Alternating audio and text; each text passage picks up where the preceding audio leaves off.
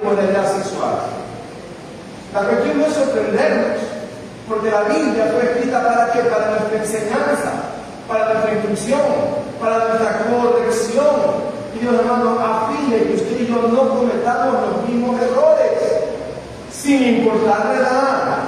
Amados, lo único que te garantiza de no caer en un pecado de inmoralidad sexual es que tu vida y la mía estén llenas del Espíritu Santo de Dios.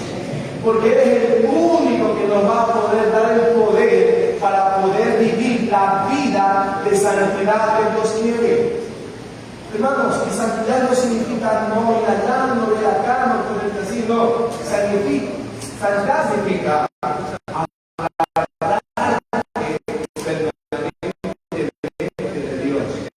sabiendo que no podemos hacer nada por nuestros propios medios. Amados, debemos entender que somos llamados a vivir en santidad y debemos confrontar todo tipo de pecado. Hermanos, todo tipo de pecado hay que confrontarlo. No hay que callarlo, hay que confrontarlo. Hay que decir, esto me pasa a mí. Busque ayuda porque hay adicción. Hay personas que son adictas a la droga, son adictas al juego, son adictos a la pornografía, son adictos al adulterio. Y dicen, pero yo no entiendo por qué soy así. Porque Dios te creó. Primeramente, Dios te creó para satisfacer dos cosas principales: el placer y la felicidad.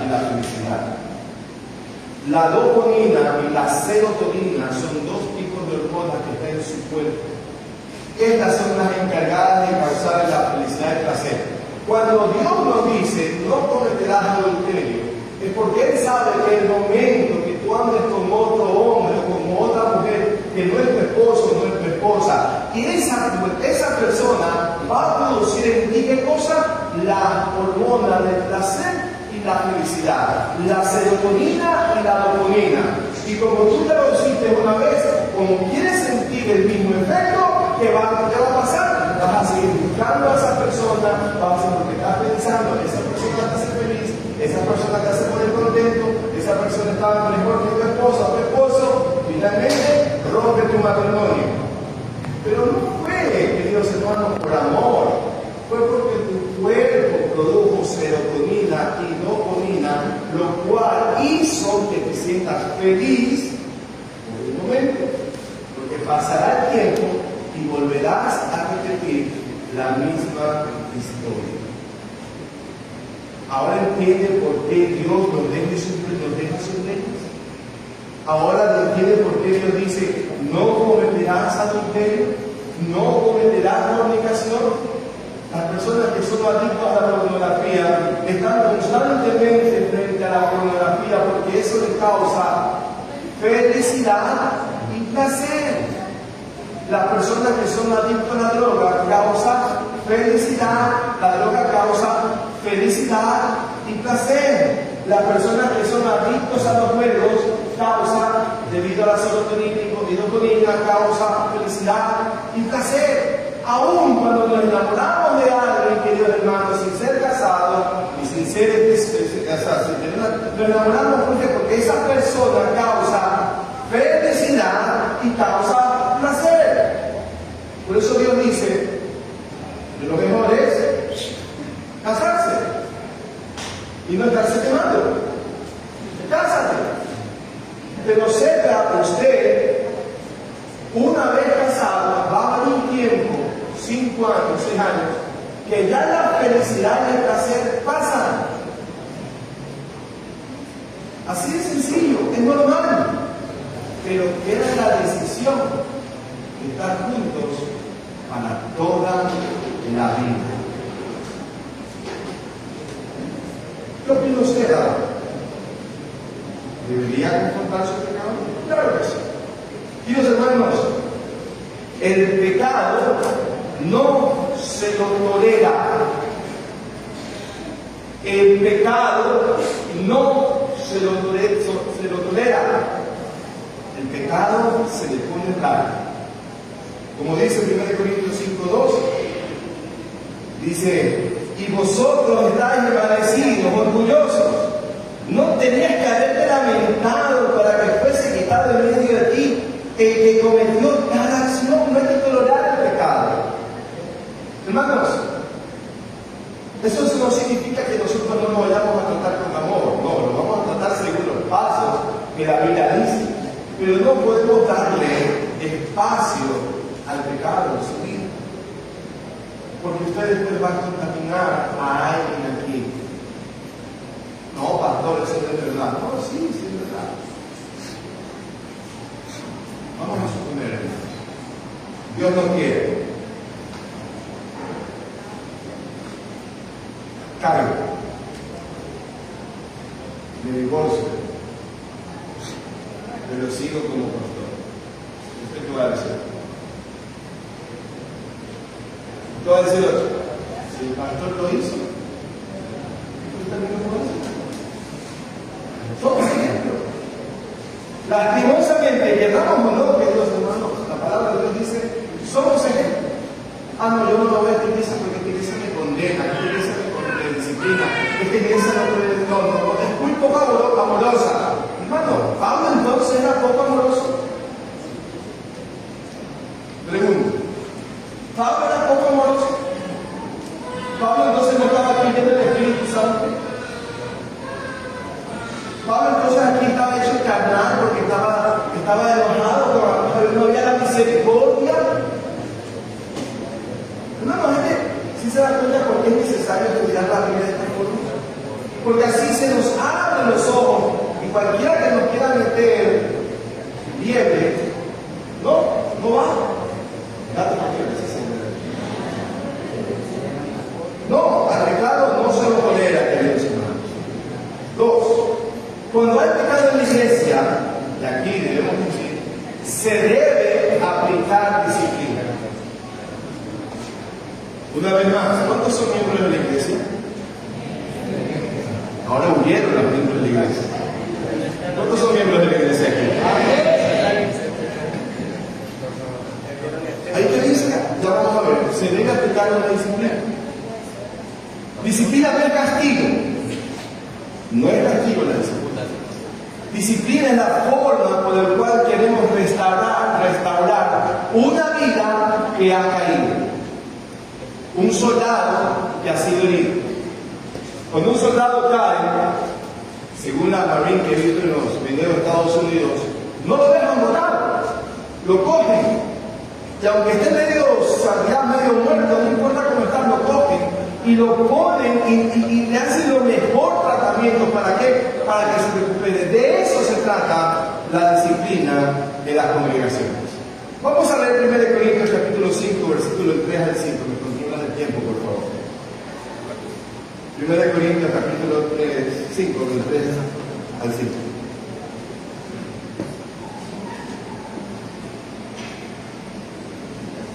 Dice así.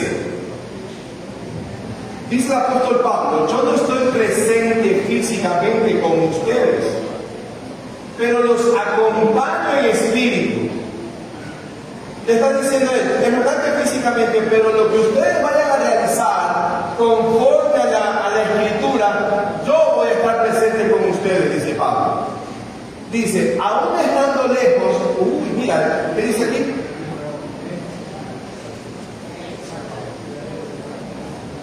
¿Qué dice ahí?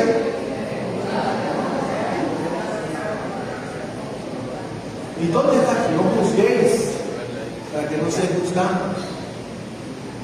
¿Acaso se contradice la Biblia? No. Cuando Jesús dice, no juzguéis para no que sea juzgado, está hablando condenación, no condenes. Juzgar, discernir. Ya es juzgado. Pablo dice, ya he discernido. A ese hombre, si ya lo llama hermano, a ese hombre, dice, si yo estuviera allá con usted, yo ya lo juzgué, ya discerní qué es lo que está pasando en la vida de él. Sí, versículo 13. Miren lo que dice, reúnanse. ¿Quién tiene que reunirse?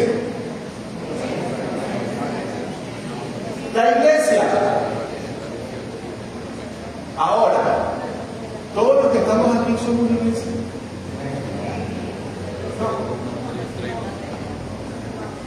entre nosotros hay creyentes. No todos son iglesia. Perdónenme que se lo diga. Entre nosotros solamente hay personas que simpatizamos con el Evangelio. Y perdonen por decírselo así, pero así es. Entre nosotros hay personas que simpatizan con el Evangelio. A veces ni siquiera como simpatizan con el Evangelio, sino con la persona que está al frente. El pastor me cae bien. A veces dice sus chistecitos de vez en cuando. Puede sobrar también. Y es verdad. Pero aún así Dios está usando este tiempo para que tu alma se convierta. Gloria a Dios, y así de esa forma usa a Dios. Queridos hermanos, no todos somos creyentes. Algunos solamente venimos por saquear. A ver cómo vienen los hermanos y las hermanas. Algunos solamente venimos a lavar el corazón para que de vez en cuando, si que Dios existe o si que Dios se acuerda de mí, ahí yo voy a venir así como para que se ¿no? Para que vean que un día, un domingo al mes, tengo mi marquita, asistencia. Pocos somos los creyentes. Escuchen bien. Pocos somos los creyentes. Hasta pastores. Hasta pastores. En una experiencia en la convención bautista, me acuerdo tanto, un pastor muy cercano a esta congregación me dijo, él había sido pastor de jóvenes, él había sido líder de la asociación, él había sido presidente de la asociación bautista, él había sido presidente de la convención bautista, él había hecho talleres, seminarios y cursos. Pero él nos dijo ese día que hace 1 o 2 años recién había nacido de nuevo. No nos sorprendamos. No se sienta lastimado si le digo esto. ¿Por qué? Porque es mi deber de que usted tenga claro que es necesario nacer de nuevo para entrar al reino de los cielos. Eso para mí es necesario. En el momento que usted nazca de nuevo, Señor, he hecho el trabajo. ¿Y cómo sé si he nacido de nuevo? Simplemente creyendo en Jesús. Ok, reúnanse a la iglesia en el nombre de nuestro Señor Jesús. ¿En el nombre de quién? En el nombre de Jesús. ¿Qué significa? Bajo la autoridad, bajo la escritura, bajo la disciplina, bajo la observación, visión del Señor Jesús. Y yo lo estaré acompañando en espíritu.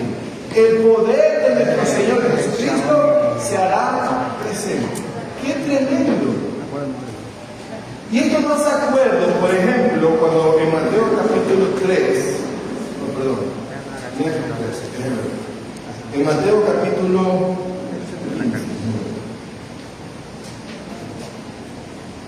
capítulo 18, versículos de 15 al 17.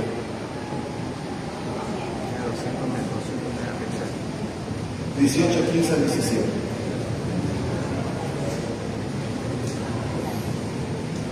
Dice así: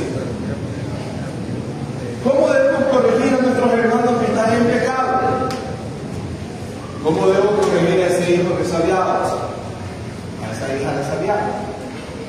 ¿Cómo debo corregir a los pastores que cometemos errores? Dice la palabra de Dios. Por tanto, si tu hermano peca contra ti, yo peco contra Juanito. Yo peco contra Juanito. Si tu hermano peca contra ti, ¿qué dice? Juanito tiene todo el derecho de venir a mí, siendo pastor, ojo, todo el derecho de venir y reprendiéndome. ¿Qué significa la palabra reprender?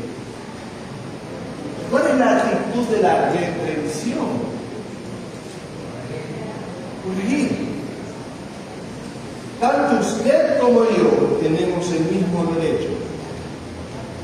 Esto no lo enseñan en otras iglesias. No, el pastor no lo puedes tocar. ni lo puedes hablar, no lo toques al ungido de Dios. No, a ver un momentito, la Escritura no pone aquí, excepto el pastor. Aunque más adelante dice, no aceptas acusación contra un anciano a no ser por boca de 2 o 3 testigos. Pero vamos, eso más adelante lo vemos. ¿Cómo tienen que estar? Juanito me corrige a mí, ¿cómo? No públicamente, a solas. Pero ¿qué hacemos nosotros? Antes de hablar con la persona que me ofendió, toda la iglesia se entera mientras lo ofendido. No, Dios lo hizo de una forma. Anda y habla con él o con ella. Si te oyere, has ganado a tu hermano. Es decir, si acepta la corrección y la reprensión, lo ha ganado. Pero vamos a ver, versículo 16. Mas si no te oyere, toma contigo a 1 o 2. Hay unos que no les gusta escuchar nada, ¿no? No, pero trae a las 2 personas, testigos, no que hablen, sino que escuchen, no que opinen, sino que callen. Los testigos no dicen nada, solo escuchan. No son como las mesas de que hacen ahora los jueces antes de llegar a juicio, de conciliación. En conciliación los dos se entienden, los conciliadores no dicen nada, están observando. Mas si no te oyere, toma un contigo a 1 o 2, para que en boca de 2 o 3 testigos conste toda palabra. Es decir, solamente se van a limitar, si alguna vez le preguntan, lo que ustedes dos hablaron, nada más, ni le aumentan ni le quitan. ¿Ok? Continúo. Si no los oyere a ellos, ya voy a hablar personalmente, Juanito vino a hablar personalmente conmigo. Después trajo a 2 o 3 testigos. Pero ahora, como ni a mí ni a los 2 testigos me escucharon, dice, ahí sí, si no los oyere, dilo a quién. Como última opción, no como primera. Cuando a mí me vienen a pedir consejería y me dicen, pastor, que yo tengo problemas con tal persona, yo le digo, ¿y usted ya fue a hablar con ella? No, primero venga usted, no se equivoca, vaya usted primero a hablar con ella o con él. Pastor, es que usted no me quiere atender, usted no es pastor. No, usted no es pastor, aquí está. Este es el proceso. Antes de venirme a decirme que tengo problemas con mi marido, antes de decirme que tengo problemas con mi mujer, antes de decir, no hermano, vaya y habla con ellos. Ese es el proceso que Dios deja. Por eso, si los oye, no los oye, de ir a la iglesia, y si no, porque hay esa posibilidad, y si no llega a la iglesia, ¿qué dice? Templo, un pecador, como un no converso. Es decir, una persona que solamente simpatiza con el Evangelio, pero no es parte del Evangelio. Hay que aplicar disciplina, sí. Una vez, la última paso de la disciplina que él dice, trátalo como pecador. ¿Ok? Queridos hermanos, ¿podemos juzgar? Sí, no para condenar, pero sí para sacar lo bueno de lo malo. Sacar lo bueno de lo malo. El fin de la disciplina es que la persona sea perfeccionada. El fin de la disciplina no significa que sea dañada. Y han habido procesos disciplinarios en nuestra congregación. Pero ya lo estamos viendo de esta forma porque usted ya está sabiendo la responsabilidad como iglesia que a usted también le atañe. Porque cuando vea a un hermano en pecado, usted tiene todo el derecho, no de parte del pastor, sino de parte del Señor, de llamarle la atención 1 a 1. ¿Estamos claros o no? ¿Estamos claros?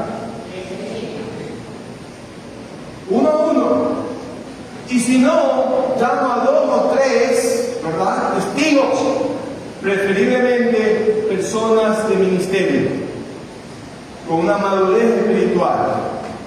Y si no, entonces lo ponemos acá al frente, delante de la iglesia. Y si no quiere escuchar la iglesia, ñaño, tú no eres parte de nosotros. Así de sencillo. ¿Qué opino?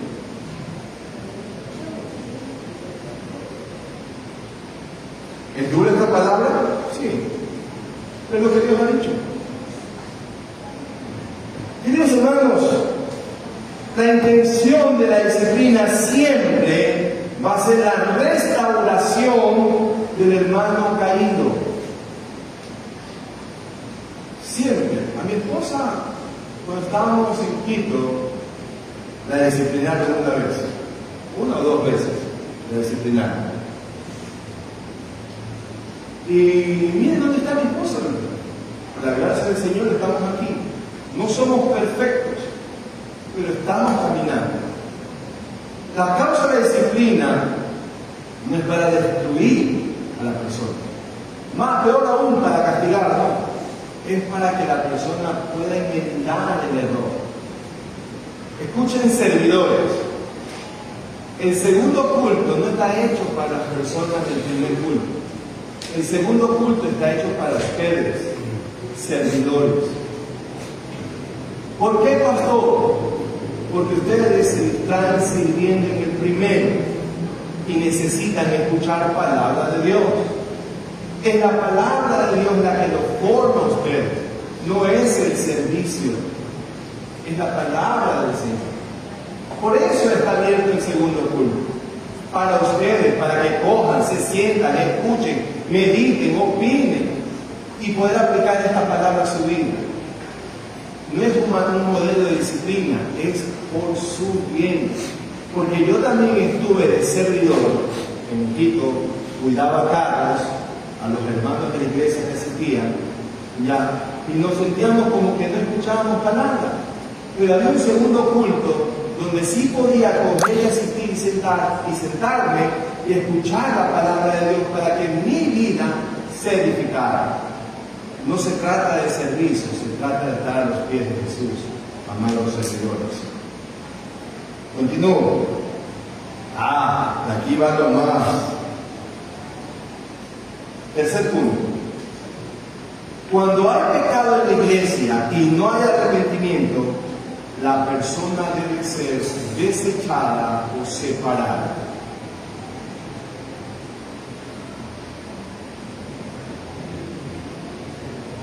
Silencio.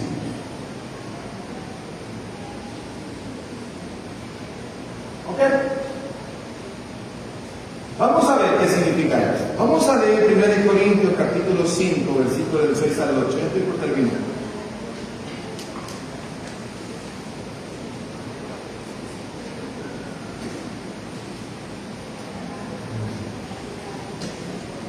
¿Ok? 1 Corintios capítulo 5, versículos del 6 al 8. Así está escrito, que así lo digo. Muchas gracias. Amarito. 1 Corintios capítulo 5, versículos del 6 al 8 dice: no es buena vuestra jactancia. A ver, 5.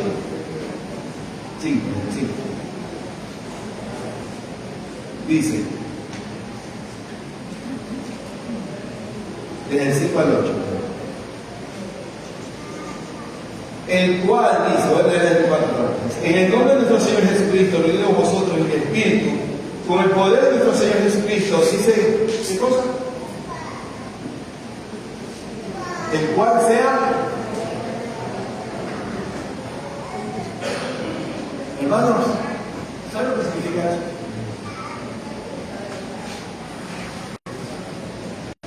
Aquí tiene que ser el que es, el que no se ha arrepentido, el que quiere estar como está.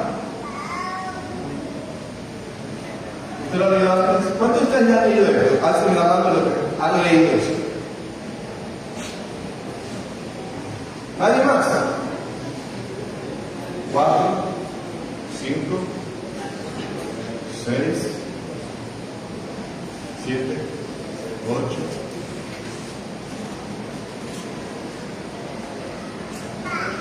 ¿Saben por qué a veces cometemos errores?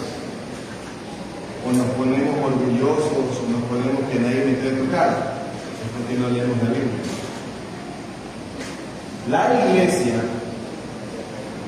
iglesia, ¿cuántos somos iglesia de Cristo? Yo soy de iglesia, usted es de iglesia, de forma individual y colectiva. El cual se ha entregado a Satanás. ¿Para qué? Para destrucción de la carne. Cuando hablamos de la carne, ¿qué estamos hablando? Adulterio, inmoralidad, mentiras, celos, envidias, contiendas, divisiones. Cuando usted o la iglesia tomamos la decisión de entregar a una persona a Satanás, nuestra intención no es condenarlo o condenarla al infierno. La intención es que se destruya la actitud, se destruya su pecaminosidad.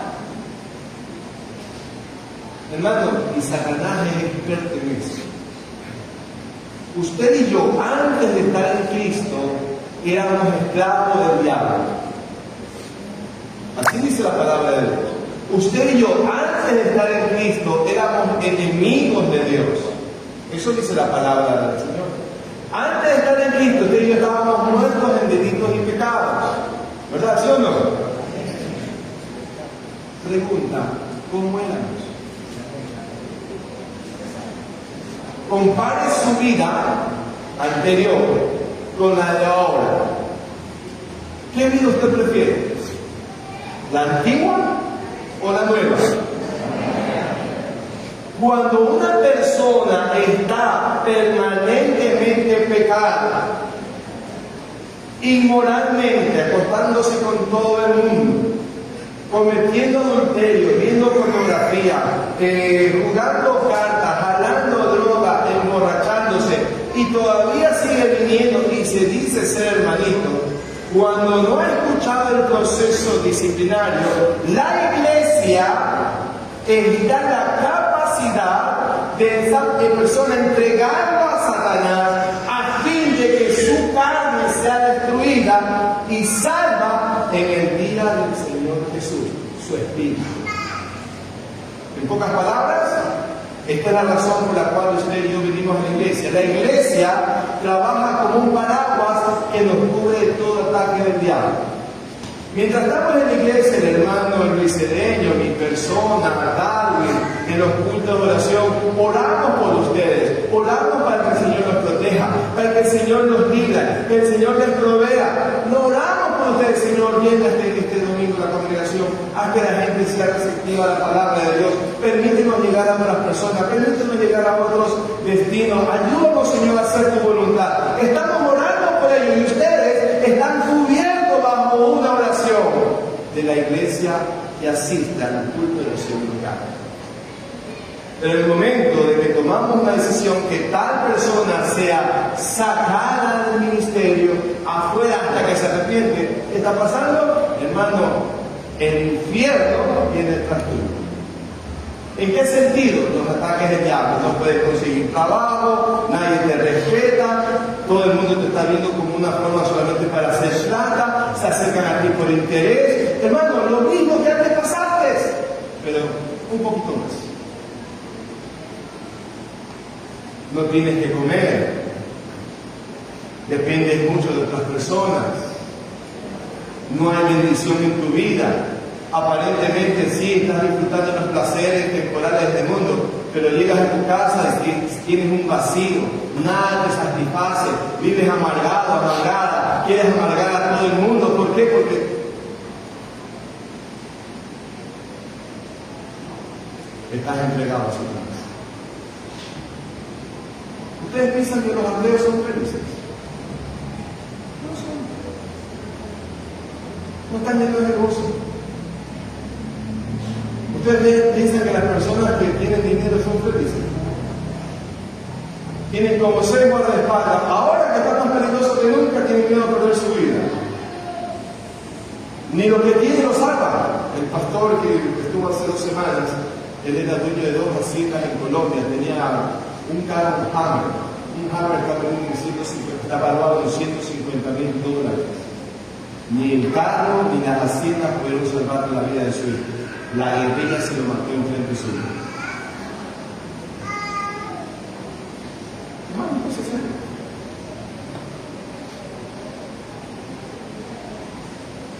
¿Entendemos? ¿Y todo qué es? ¿Qué le causó todo esto a esta persona? El pecado de inmoralidad. De acostarse por la mujer de su padre. Yo no solamente me limito a ese pecado. Ponga cualquier pecado que usted esté practicando. Cualquier pecado que usted esté practicando. No justifique su pecado. Una de las cosas, no, que a mí me ha enseñado, yo confieso mi pecado, me aparto, sí, pero te tienes que apartar, confesar y apartar, apártate. Aléjate. No sigas ahí mismo. No podemos tolerar el pecado en nuestras vidas. Y una de las cosas, versículo, sigamos por favor, versículos 6, 7 y 8. Sí, por favor. Ahí dice, no es buena vuestra jactancia. No te jactes. ¿No sabéis que un poco de levadura leva toda la masa? ¿Qué es la levadura? ¿Alguien hace pan aquí? Es para hacer pan. ¿De qué hace la levadura? Lo infla, ¿verdad? Pero un poquito o todo el pan. Cuando el pecado viene a nuestras vidas, no se queda en una área, contamina todas las áreas de tu corazón. Y no solamente de tu corazón, aquí está fuerte. No solamente de tu corazón, sino del lugar donde tú estás. Cuando tú dices una palabra de división, no solamente estás comentando con esa persona, sino que eso va a regarse en toda la iglesia. Cuando hay una palabra de murmuración, va a regarse en toda la iglesia. Cuando tú confiesas tu pecado a una persona que no es madura, tú crees que la iglesia no lo sabe, ya lo sabe toda la iglesia. ¿Puedo entender? Debemos ser muy conscientes de estas cosas, amados hermanos. Dice, continúo, un poco la otra, dice, limpiados. Pues, ¿qué dice el Señor? Limpiados de esto. Ahora, en este punto yo quiero compartir que cuando hay pecado en la iglesia, lo mejor es venir al Señor Jesús. ¿Por qué? Dice, ¿cuál es mi responsabilidad? Limpiados pues de la vieja naturaleza, la vieja levadura. Límpiate, saca esa levadura, saca ese hongo, para que seáis nueva masa. Hermanos, yo no sé cuál sea ese pecado, pero Dios dice, sácalo de ti. Saca tu adicción al juego. Saca tu adicción a la pornografía. Saca tu adicción a buscar el amor donde no debes. Quédate con ese hombre, quédate con esa mujer. No pongas los ojos en otra persona que no sea aquella que te pertenece. Pero pastor, ¿cómo usted no la conoce a ella? Pastor, usted no lo conoce a él. No me interesa no conocerlo ni a él ni a ella. Eres tú que tienes que poner tus ojos en él o en ella. Dios te está llamando a vivir en santidad. Entiéndelo. Santidad del Señor. No depende de nosotros, depende de Él. Agárrate de Él, vive para Él. Amados, usted no va a encontrar felicidad en nadie si no es en Jesucristo. Usted no va a encontrar gozo en nadie si no es en Jesucristo. Él es nuestra paz, Él es nuestro gozo, Él es nuestra felicidad. Fuera de Él no podemos hacer absolutamente nada. Y si usted y yo hemos estado de pronto cayendo pecado en pecado, es porque simplemente no hemos acudido a Él. El Señor dice y tiene la promesa que no vamos a ser tentados más de lo que podamos resistir, porque juntamente con la tentación nos va a dar ¿qué cosa? La salida. Y créanme, hermanos, créanme que eso es verdad. Dios es fiel, pero cuando le clamamos, si no clamamos, resbalamos, y si resbalamos, caemos. Versículo 8 dice así: así que celebremos la fiesta, celebremos un culto, pero no con el pecado encima, no con la vieja la levadura, ni con la levadura de la malicia y la maldad, sino con panes y levadura de sinceridad y verdad. Si tú te das cuenta, el apóstol Pablo está citando el libro de Éxodo. Cuando Moisés, la última vez que iba a ser libertado el pueblo de Israel, y dijeron: vamos a celebrar la cena, el pan, la fiesta sin levadura, los panes sin levadura, ¿se acuerda? ¿Y qué dijo el Señor? Mira, yo voy a mandar mi ángel, pero para que el pueblo de Israel, el primogénito, muera, una vez que hayas hecho el sacrificio, el cordero que te mando, pasa con el dintel en la puerta de tu casa, cosa que cuando el ángel pase por la puerta y vea la sangre, el ángel no toque, sino que pase de largo. Hermanos, Dios está diciendo que tú y yo debemos estar bajo la sangre del Cordero de Dios que quita el pecado del mundo, para que usted y yo vivamos conforme a lo que Él decía, y no que el ángel de la muerte toque nuestras puertas. Debemos esperar en Él. No podemos permitirnos tolerar el pecado en nuestras vidas. Cuarto y último punto, la iglesia. Cuando no hay pecado en la iglesia, cuando hay pecado en la iglesia, lo mejor es venir a Cristo. Mírate tú, cuando hay pecado en la iglesia, lo mejor es venir a Cristo. Mírate tú, ¿qué pecado está haciendo de una forma permanente en tu vida? Como la anterior. ¿Qué pecado es permanente en tu vida? ¿La inmoralidad sexual? Pastor, yo veo pornografía, pero con mi pareja, igual es pecado. Igualito. No te justifiques porque no vienes con él o con él, es pecado. Pastor, es que mi esposa no me entiende, por eso tengo otro, es pecado. No es que tengo a mi esposo, pastor, pero él no me satisface, igual es pecado. No es que, pastor, usted no entiende a mis hijos, ellos son demasiado malcriados, y le dirá: no aguanto más. Le pedí 70 manos y perdonarlos. No, usted no conoce cómo son mis padres, prefiero vivir solo. ¿Por qué? Lo puedes hacer. Dios no te manda que ames a tus padres, Dios te manda que los honres.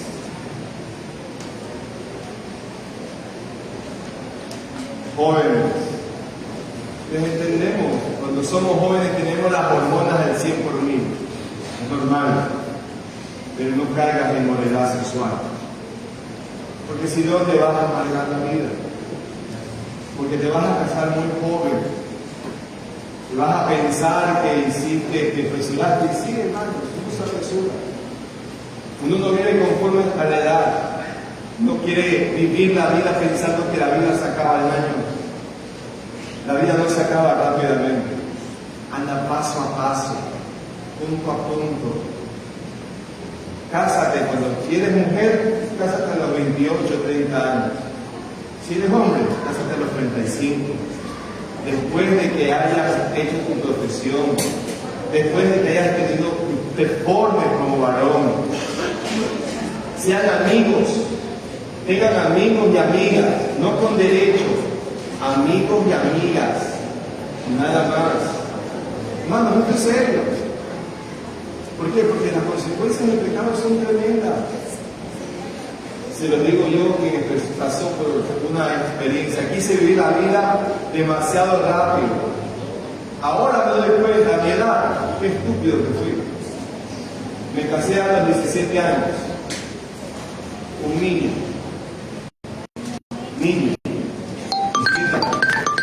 Tuve mi primer hijo a los 18.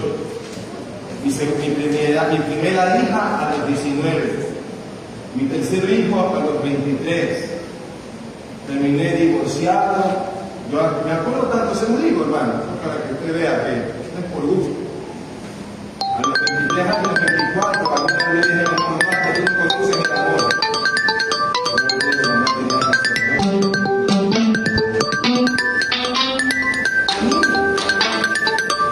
No piensen que un hijo amarra. Escuchen bien, jóvenes. No piensen que un hijo amarra. Ah, no, le voy a dar un hijo hasta que nunca me deje. Ese cuento no fue conmigo. Abandoné 3 hijos. El pecado, escuchen, destruyó mi primer matrimonio. El pecado destruyó la vida de mis 3 primeros hijos. El pecado me hizo pagar cárcel por irresponsable. El pecado. ¿Cómo lo solucioné? Gracias al Señor. Dios tuvo misericordia y me mostró su gracia y me llamó para ser su hijo. Hermanos, me dio una nueva oportunidad con una nueva esposa, por la cual doy gracias a Dios y estoy todavía con ella. ¿Problemas? Sí, los hay. Pero ella y yo nos hemos decidido amarnos. Con problemas y sin problemas, con riqueza y con pobreza. Gracias a Dios tengo 2 hijos y he dado lo mejor para ellos. Tengo ahorita un nieto aquí en Guayaquil y tengo 3 en Estados Unidos. ¿Y saben lo mejor de todo? Que mientras yo estaba sin Cristo, estaba con miedo de hablar con mis 3 hijos mayores.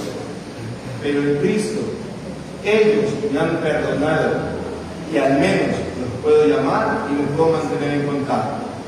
Y es más, mi último nieto me dijo, gracias, abuelo, no de aquí, sino de Estados Unidos. ¿No voy a estar agradecido con Dios? Claro que sí. 1000 veces es mejor estar en Cristo que estar sin Él.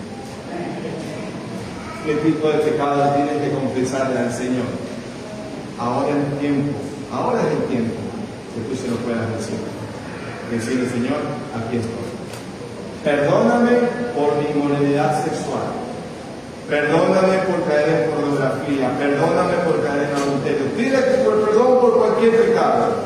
La sangre de Jesucristo está lista a limpiarte de todo pecado y de todo. Inclínate. Vamos. Padre, en el nombre de Jesús, Señor, te doy gracias por tu amor y tu misericordia.